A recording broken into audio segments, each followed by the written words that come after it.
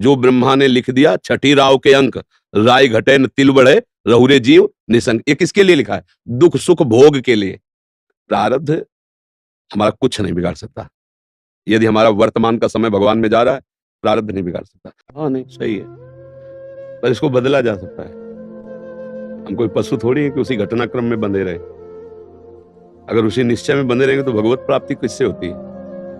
वृंदावन धाम वास किससे होता है? हमारे भाग्य में थोड़ी लिखा है वृंदावन बसना, हमारे भाग्य में थोड़ी लिखा है रामकृष्ण भजना।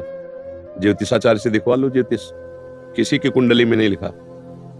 अब ये नया जन्म भगवान ने हमें नए कर्म करके सुधारने के लिए दिया है। अगर हम भजन करें भगवान का तो हम सारे कर्मों को भस्म करके इसी जन्म में भगवान में लीन हो सकते हैं, भगवत प्राप्ति कर सकते हैं। तो ये तो सत्य है। सुनो भरत भावी प्रबल, बिलख कहो मुनिनाथ, हानि लाभ जीवन मरण, जस अपजस विधियात। विधि माने ब्रह्मा। जो ब्रह्मा ने लिख दिया छठी राव के अंक, राय घटे न तिल बढ़े, रहुरे जीव निसंग। ये किसके लिए लिखा है? दुख सुख भोग के लिए। अगर दुख सुख भोग के लिए हम लेके बैठ जाते हैं तो हम में और पशु में अंतर नहीं।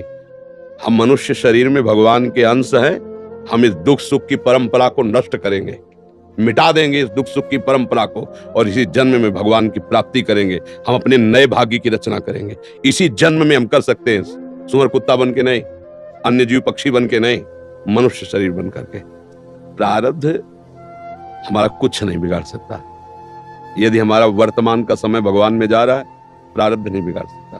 प्रारब्ध शरीर के ऊपर प्रहार करता है, और हमारा शरीर भी भगवान की शरण में है, तो प्रहार भी जो तलवार जैसा होगा, तो आके छड़ी जैसा लग जाएगा, लगेगा छड़ी जैसा, क्योंकि वो निश्चित हो चुका है।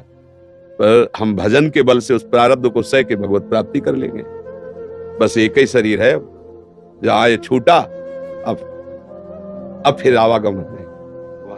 तो बार बार हम इस माँ के गर्भ में जाना, फिर पैदा होना, फिर प्रारब्ध भोग भोगना, ये क्रम चलता रहा है। अब नहीं चलेगा। अब मनुष्य शरीर मिला, अब इस क्रम को मिटा देंगे हम। किससे? भगवान के भजन के बल से। भजन नहीं है तो बातों से नहीं मिटता ये। हाँ, अवश्य में वो भोग तब फिर भोगना पड़ेगा।